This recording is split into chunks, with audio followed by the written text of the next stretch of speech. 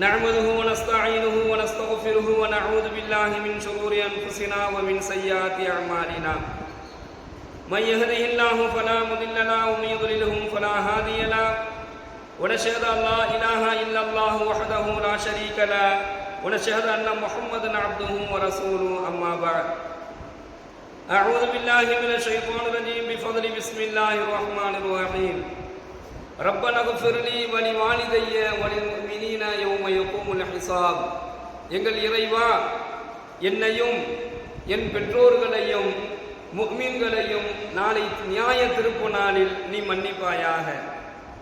கண்ணியத்திற்குரிய அல்லாஹ்வின் நல்லடியார்களே, சகோதரர்களே, எல்லாம் வல்ல இறைவன் அவனுடைய பெரும் கொண்ட நற்கருணையை கொண்டும் அல்லாஹ்விடத்தில் இருக்கக்கூடிய அந்த மகத்துவமான அந்த கருணையை கொண்டு அல்லாஹ் தன்னுடைய அடியார்களுக்கு மன்னிப்பு வழங்கக்கூடியவனாக இருக்கிறான். இறைவனிடத்தில் ஆக உயர்ந்தது என்னவென்று சொன்னால் கருணை என்று சொல்லக்கூடிய அந்த குணம்.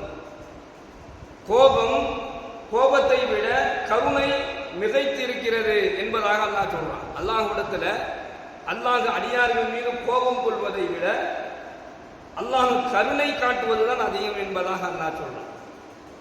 அப்போ அல்லாஹ்வினுடைய அந்த கருணையை ஒவ்வொரு அடியானும் நிச்சயமாக பெற்றுக்கொள்ள முடியும்.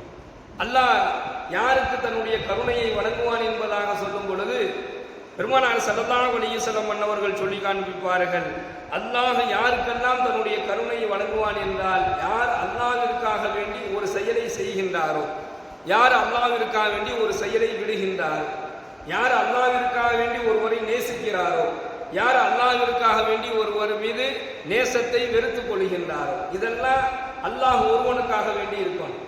பெருமானார் ஸல்லல்லாஹு அலைஹி வஸல்லம் அன்னவர்களிடத்துல அல்லாஹ்வுடைய தூதரே, அல்லாஹ் என்னை அல்லாஹ்வினுடைய உதவியும் அவனுடைய கருணையும் அவனுடைய அல்லாஹ்வுடைய நேசமும் எனக்கு வேணும், அதுக்கு நான் என்ன செய்யட்டும் என்பதாக ஒரு சஹாபி கேட்கும் பொழுது நாயகம் ஸல்லல்லாஹு அலைஹி வஸல்லம் அன்னவர்கள்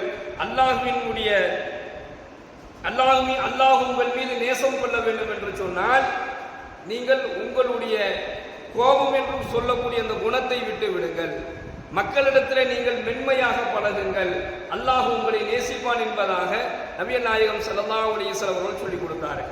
அப்போ தீமைக்கு கூலி அதே போன்ற தீமை, இது அல்லாஹ் சொல்றான். நீங்க ஒரு பாவம் செஞ்சீங்க அப்படின்னு சொன்னா அந்த பாவத்திற்கு உண்டான கூலி அதே போன்ற பாவமாகத்தான் இருக்கும். அதாவது ஒருவர் கெடுதல் செய்து விட்டார் அல்லது ஒருவர் தம்மை பாதிப்புக்கு உள்ளாக ஆக்கிவிட்டார், அதற்கு பதிலாக அவரை அதே போன்று நோவினை செய்யும். ஒருத்தர் நமக்கு துரோகம் பண்ணிட்டாரு, ஒருத்தர் நமக்கு அநீதி இழைச்சிட்டாரு, ஒருத்தர் நம்மளை ஏமாத்திட்டாரு, இப்ப என்ன செய்யறது அப்படின்னு சொன்னா ரெண்டு விஷயம் இருக்கு. ஒண்ணு, அவரை அதுக்கு பலிக்கு பலி வாங்கலாம், அதுக்கு அனுமதி கொடுக்குறாங்க. பெருமானார் ஸல்லல்லாஹு அலைஹி வஸல்லம் அவர்கள் ஒருவர் உங்களுக்கு ஒரு அநீதம் செஞ்சிட்டாரு, ஒரு துரோகம் செஞ்சிட்டாரு, இல்லை உங்களை அடிச்சிட்டாரு, இப்ப நீங்க என்ன செய்யறீங்க, அவரை நம்ம பலிக்கு பலி வாங்கலாம்னா அல்லாஹ் அனுமதி கொடுக்குறான். அவர் என்ன செய்யலாம், பலிக்கு பலி வாங்கலாம். நம்மளை அடிச்சது மாதிரி அவர் என்ன செய்யலாம், நம்ம அடிக்கலாம். ஆனா அவர் எந்த அளவுக்கு நமக்கு சிரமம் கொடுத்தாரோ அதை தாண்டிய சிரமத்தை அவர் கொடுத்துடக்கூடாது. அவர் கொடுத்த அளவுக்கு தான் நம்ம திருப்பி அவருக்கு அந்த பலிக்கு பலி வாங்கும் பொழுது திருப்பி நாம அவருக்கு செய்யணும். ஆனா அல்லாஹ் என்ன சொல்றானா, நீங்க அப்படி ஒருவருக்கு ஒருவர் பலிக்கு பலி வாங்குவதை விட உங்களுக்கு அநீதம் செய்தவரை, உங்களுக்கு யார் அநீதம் செஞ்சாரோ அந்த அநீதம் செஞ்சவரை, துரோகம் செஞ்சவரை, உங்களுக்கு உங்களுடைய நம்பிக்கையின் மீது துரோகம் செஞ்சவரை நீங்க பலிக்கு பலி வாங்குவதை விட அவரை மன்னித்து விடுவதை நான் விரும்புகிறேன் என்பதாக அல்லாஹ் இந்த வார்த்தையை அல்லாஹ் சொல்றான். இப்போ எவர் ஒருவர் தனக்கு அநீதம் செய்தவரை, எவர் ஒருவர் தனக்கு நெருக்கடி கொடுத்தவரை பழி வாங்கக்கூடிய எல்லா விதமான வாய்ப்புகளும் இருந்தோம். இவர் நினைச்சா என்ன செஞ்சிடலாம், பலிக்கு பலி வாங்கிடலாம். இவர் நினைச்சா அவரை என்ன வேணாலும் செய்யலாம். அப்படிப்பட்ட ஒரு சூழல் வந்துருச்சு. ஆனா இல்ல நான் அல்லாஹ்விற்காக வேண்டி உன்னை மன்னிச்சு விட்டுட்டேன் என்பதாக ஒருவர் மன்னித்து விட்டால் அல்லாஹ் அவருடைய பாவங்களை மன்னிக்கிறான், அல்லாஹ் அவருடைய பிரார்த்தனைகளை அல்லாஹ் ஏற்றுக்கொள்கிறான். நாளை வறுமை நாளையில அல்லாஹ் அவருக்கு விரைவாக மன்னிப்பை வழங்குவான் என்பதாக நபிகள் நாயகம் ஸல்லல்லாஹு அலைஹி வஸல்லம் சொல்லி காண்பித்தார்கள். அப்போ பழிக்கு பழி வாங்குவதை விட, ஒருவர் மீது கோபம் கொண்டு வாழ்வதை விட, அநீதம் செஞ்சவர்களை, அநியாயம் செய்தவர்களை, நம் மீது அவதூறு பரப்பியவர்களை, நமக்கு நம்பிக்கை துரோகம் செய்தவர்களை நான் அல்லாஹ்வுக்காக வேண்டி மன்னிச்சிட்டேன், நான் உன்னைய எனக்கு முடிந்தால் பழி வாங்க முடியும், ஆனா அந்த மாதிரி ஒரு சூழல் வரும் பொழுது நான் உன்னை அல்லாஹ்விற்காக வேண்டி மன்னித்து விட்டேன் என்பதாக எண்ணக்கூடிய அந்த அடியான் ஆக சிறந்தவனாக அல்லாஹ்வுடைய பார்வையில பார்க்கப்படுறான். அடுத்து ஃபமன் அஃபா வ அஸ்லஹ அஜ்ருஹு அலல்லாஹ் இருந்தும் அதுதான் அல்லாஹ் சொல்றான். பழி வாங்கக்கூடிய எல்லா விதமான சக்தி இருந்தும் ஃபமன் அஃபா வ அஸ்லஹ அஜ்ருஹு அலல்லாஹ், உன்னை நான் எவர் மன்னித்து சமாதானம் செய்து கொண்டாரோ அவர் அல்லாஹ்வினுடைய கூலியை, அவரின் கூலி அல்லாஹ்வினுடைய பொறுப்பாக இருக்குது. அப்படி ஒருத்தர் மன்னிச்சு விட்டுட்டாருன்னா அல்லாஹ் அவருக்கு என்ன வேணாலும் கொடுப்பான். ஏன்னா அவருக்கு கொடுக்கக்கூடிய கூலி அல்லாஹ் தன்னுடைய பொறுப்புல வச்சுக்கிட்டான். இன்னஹு லா யுஹிப்புல் ஸாலிமீன், நிச்சயமாக அநியாயக்காரர்களை அல்லாஹ் நேசிக்க மாட்டான். இந்த உலகத்துல வாழக்கூடியவர்கள்ல அநியாயம் செய்யப்பட்டவர்களுக்கு அல்லாஹ்வுடைய உதவி நிச்சயமாக உண்டு. யார் அநீதிக்கு உள்ளாக்கப்பட்டார்களோ, அநியாயத்திற்கு உள்ளாக்கப்பட்டார்களோ அவங்களுக்கு நிச்சயமாக அல்லாஹ்வுடைய உதவி உண்டு. ஆனால் இன்னஹு லா யுஹிப்புல் ஸாலிமீன், அநியாயம் செய்யக்கூடியவருக்கு நானே செயல் ரீதியாக, வார்த்தை ரீதியாக, பொருளாதார ரீதியாக அபகரிக்கக்கூடிய, அநியாயம் செய்யக்கூடியவன் இருக்கிறானே, இவனுக்கு அல்லாஹ்வுடைய உதவி நிச்சயமா இன்னஹு லா யுஹிப்புல் ஸாலிமீன், நிச்சயமாக அந்த அநியாயக்காரர்களை அல்லாஹ் ஒருபோதும் நேசிக்க மாட்டான் என்பதாக அல்லாஹ் தன்னுடைய திருமறையிலே சொல்லி காண்பிக்கின்றான். அப்போ தமக்கு நோவினை செய்தவரை, தனக்கு தீமை செய்தவரை, தனக்கு அநியாயம் செய்தவரை ஒருவர் மன்னித்தால் அவர் அல்லாஹ்வினுடைய பொறுப்புல வந்துடுறார்.